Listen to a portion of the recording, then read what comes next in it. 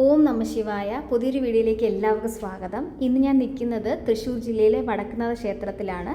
കേരളത്തിലെ ഏറ്റവും പഴക്കം ചെന്ന ക്ഷേത്രങ്ങളിലൊന്നാണ് പ്രശസ്തമായ വടക്കുംനാഥ ക്ഷേത്രം. ഇവിടുത്തെ പ്രധാന പ്രതിഷ്ഠ വടക്കുംനാഥനായ ശിവൻ, പാർവതി, ശ്രീരാമൻ, ശങ്കരനാരായണൻ, ഗണപതി. ശ്രീ വടക്കുംനാഥ ക്ഷേത്രത്തിന് തൃശ്ശൂരുമായി വളരെയധികം ചരിത്രപ്രധാനമായ ബന്ധമാണുള്ളത്.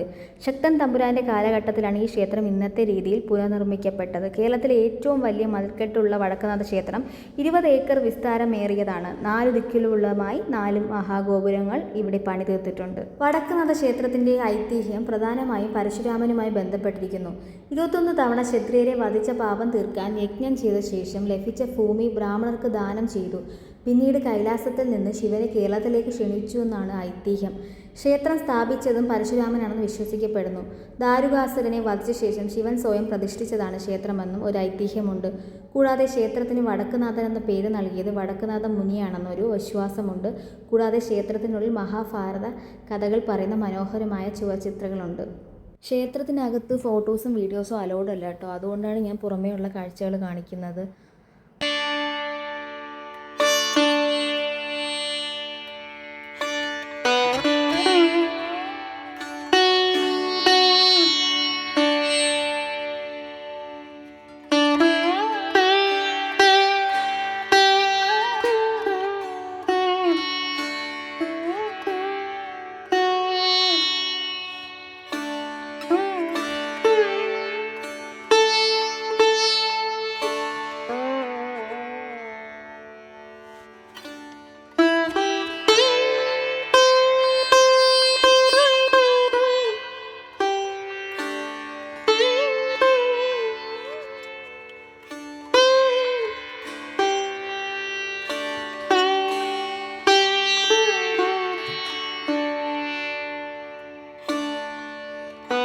ക്ഷേത്രത്തിന് ചുറ്റുമുള്ള തെക്കിൻകാട് മൈതാനമാണ് ഈ കാണുന്നത്. തൃശ്ശൂർ പൂരത്തിൻ്റെ പ്രധാന വേദിയാണ്. ഇവിടെ വെച്ചാണ് തൃശ്ശൂർ പൂരം നടക്കുന്നത്.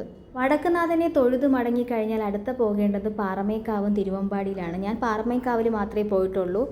തൃശ്ശൂർ പൂരത്തിൻ്റെ മുഖ്യ പങ്കാളികളിൽ ഒന്നായ ക്ഷേത്രമാണ് പാറമേക്കാവ് ഭഗവതി ക്ഷേത്രം. കേരളത്തിലെ പ്രധാനപ്പെട്ട ശക്തി ക്ഷേത്രങ്ങളിലൊന്നാണ് ഈ ക്ഷേത്രം.